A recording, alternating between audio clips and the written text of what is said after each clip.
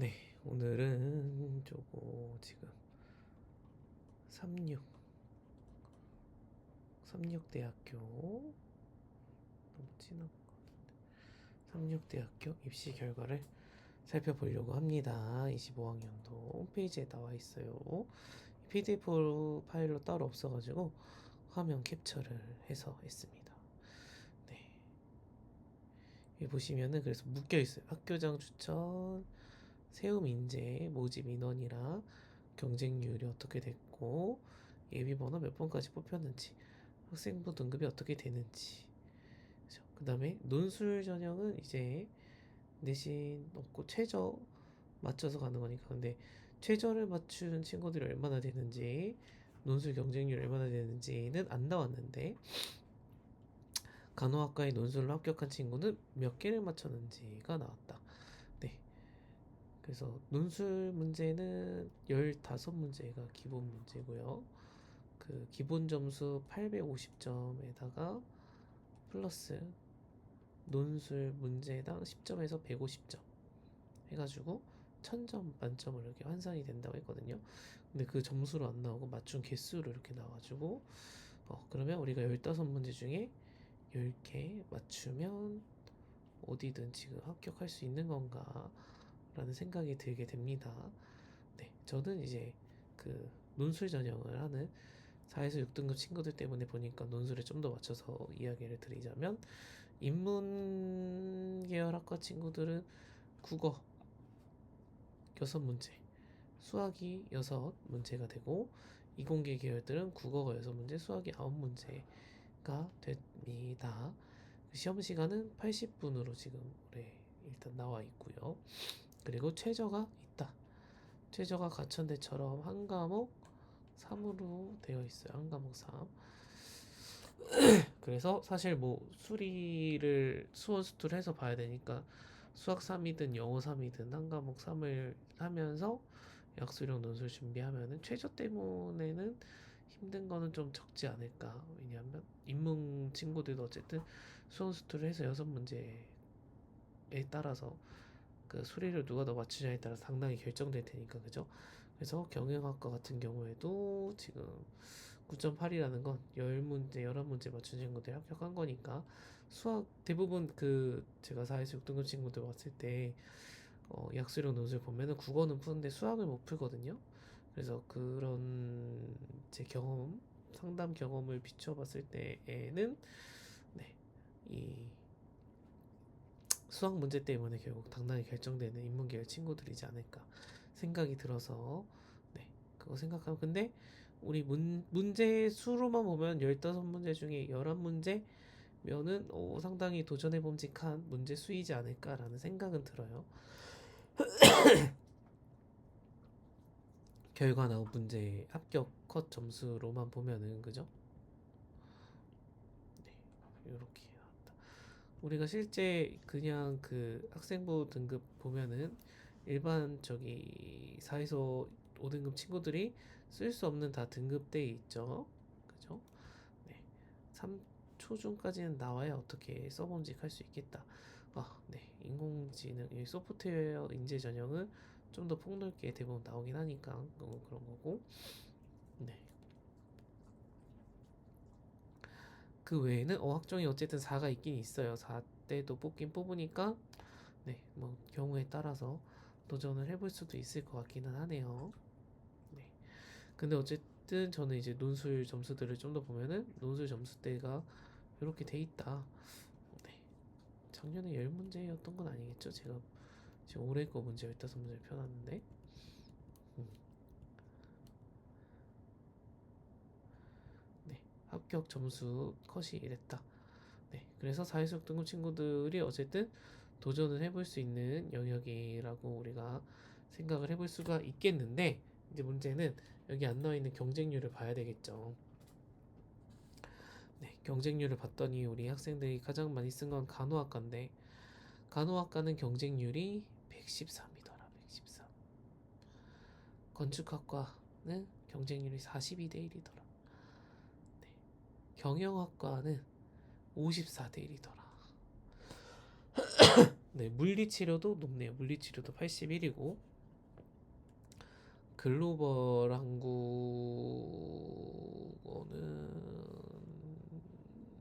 안 나와 있는데 글로벌 한국과 30대.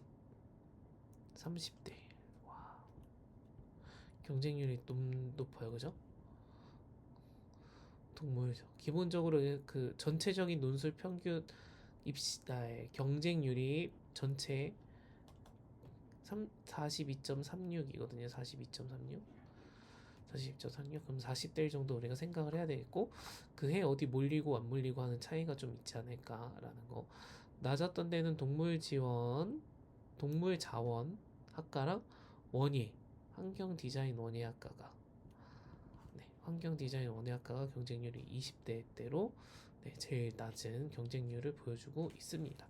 그래서 20에서 30대 1이면은 뭐 어쨌든 상위권 대학으로 우리가 못 쓰는 학교를 도전하는 거니까 해봄직한 건데 최저를 맞추는 학생들이 얼마나 되는지까지는 제가 확인을 못 해가지고 최저에 따라서 실제 경쟁률이 얼마나 차이가 날까 요게 좀 관건일 것 같긴 합니다. 근데 한 과목 3이니까 한 과목 3은 그래도 다들 맞출 수 있다고 생각을 하고 준비하면서 하니까 그리고 또 이과 친구들은 그 수학 9문제를 풀고 국어 6문제니까 수학을 계속 한다라면 3까지는 그래도 맞추지 않을까요? 한 과목인데. 그래서 실제 경쟁률이 막 그렇게 떨어질 것 같은 느낌은 들지 않는다. 근데 수능 이후에 늦게 보는 학교들이 있잖아요. 그럼 수능 이후에 늦게 보면은 조금 그 시험을 나중에 보니까 그 접수는 해놓고 보러 오지 않는 친구들이 간혹가다 있기는 한데 네, 그게 아니면은 대부분 도전을 해서 보러 오지 않을까 하는 생각이 개인적으로 드네요. 실제 경쟁률이 왜냐하면 그 약수령 논술을 한다는 건 수능까지 보면서 약수령 논술 보는 학교들을 다 쓴다라는 거니까 이게 그리고 논술고사가 보니까 11월 17일입니다. 11월 17일. 네, 수능이랑 얼마 차이가 안 나서 굳이 안 보고 안 해야겠다 이러기엔 이럴 시기가 아니네요. 날짜상으로. 그럼 그거 봤을 때는 실제 경쟁률이 거의 그냥 경쟁률이랑 큰 차이가 없을 것 같다라는 느낌적인 느낌이 듭니다. 네. 근데 최저는 저도 두 과목 뭐 6 이것도 무난하게 무난하게는 아니지만 그래도 현역 학생들도 웬만큼 맞추니까 괜찮지 않을까요? 라고 생각을 하는데 실제 경쟁률 두 개 하면 6 맞추는 거에서 못 맞춰서 빠진 친구도 엄청 많고 좀 더 상위권도 두 개 오면은 상위권 대학이니까 그래도 영어가 받쳐주지 않을까 했는데 영어가 안 되는 건지 5를 못 맞춰서 떨어지는 그러니까 최저를 못 맞춘 학생들이 많아서 실제 경쟁이 확 낮아지는 경우가 있었거든요. 그래서 지금 최저가 있는 게 가천대랑 삼육대랑 이런 학교들이 최저 3이 있고 그 다음에 최저가 또 부담스러운 친구들은 최저가 없는 약수령 논술 보는 학교를 또 쓸 수도 있기 때문에 약수령 논술은 올해도 도전하는 학생들이 더 늘어나지 않을까. 국민대가 또 추가로 뽑기도 하고 하니까 인서울권 내에 도전할 수 있는 학교가 늘어나니까 최저까지도 생각을 해서 약수령 논술로 3, 4개 논술을 지원한 학생들이 늘어나는 올해가 또 되지 않을까 하는 생각이 들거든요. 아무튼 최저가 3이라는 건 크게 부담스럽지 않을 것 같고 문제가 합격 컷이 요렇다라고 하면은 우리가 충분히 도전을 해봄직하지 않을까라는 거.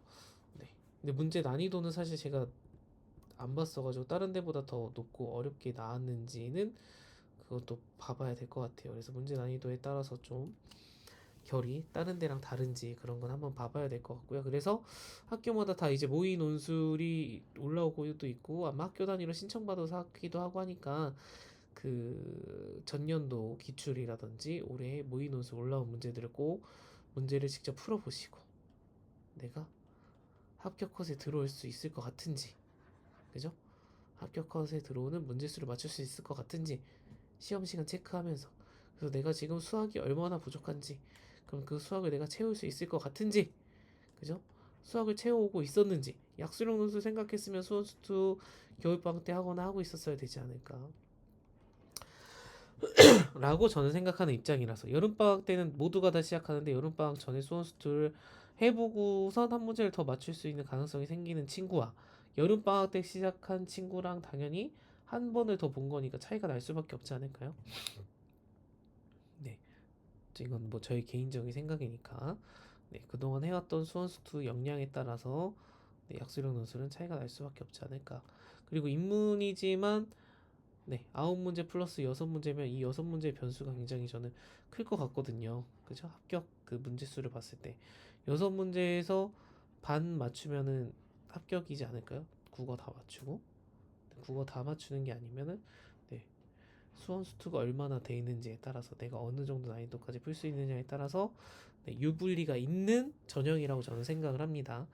네, 저는 맨날 얘기하지만 인문논술 글쓰기는 모두가 다 공평하다고 생각을 한다. 지문 독해력에선 차이가 나겠지만 그 지문 독해라는 것도 그 지문 지은이가 의도한 바를 서술에서 요약해내는 거랑 주요 문장을 밑줄치고선 그 문장을 옮겨 쓰는 요약이랑 또 다르니까. 그리고 그 지문을 요약된 내용을 중심 내용을 가지고 다른 지문을 보고선 얘의 관점에서 봤을 때 얘가 지금 잘하고 있다, 못하고 있다, 뭐가 문제다 하는 내용들을 적어내는 거. 네, 600자에서 짧은 건 600자에서 이제 1000자를 쓰는데 이 글쓰기는 모두에게 다 모든 수험생들이 다 공평하게 출발점이 같은 위치에 있다고 저는 생각을 한다. 왜냐하면 글쓰기 수업을 하는 학교가 많지 않으니까. 그리고 4에서 6등급 친구들이 글쓰기를 많이 해볼 기회가 없는 것도 더 맞는 현실이고, 논술 수업이 주변에 쉽게 우리가 듣거나 접하거나 할 수 있는 게 아니니까요. 그래서 약수령 논술은 수원, 수투에 따라서 수학 문제가 더 많이 보는 학교일수록 수학 돼 있는 친구가 당연히 유불리가 있는 싸움이라고 생각이 들고, 저는 그래서 상대적으로 속으로 인문 논술은 조금 출발점이 좀 더 비슷한 네, 논술 전형이라고 개인적으로 생각을 합니다. 그 다음에 수리 논술도 마찬가지인데, 수리 논술도 4에서 6등급 친구들끼리 쓰는 수리 논술은 내신 4에서 6등급 받는 친구들이 쓰는 그 원래 못 쓰는데 쓰는 대학교는 네, 내신으로 3등급 친구들이 쓰는 학교들이잖아요.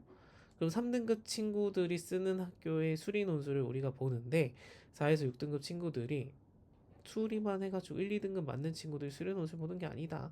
그래서 4에서 6등급 친구들이 논술로 쓰고 3등급이 학종을 합격한 학교에는 과고 친구들이 4등급, 5등급이면 학종으로 쓰더라. 수리 논술을 안 본다. 네. 그렇기 때문에 4, 6등급끼리 수학을 누가 잘하냐 하는 친구들, 경쟁하는 친구들이 수리 논술 누가 남은 기간 동안 준비를 잘해 갖고 와서 보느냐 하는 싸움이기 때문에 우리가 상위권 대학 논술을 말하는, 그죠?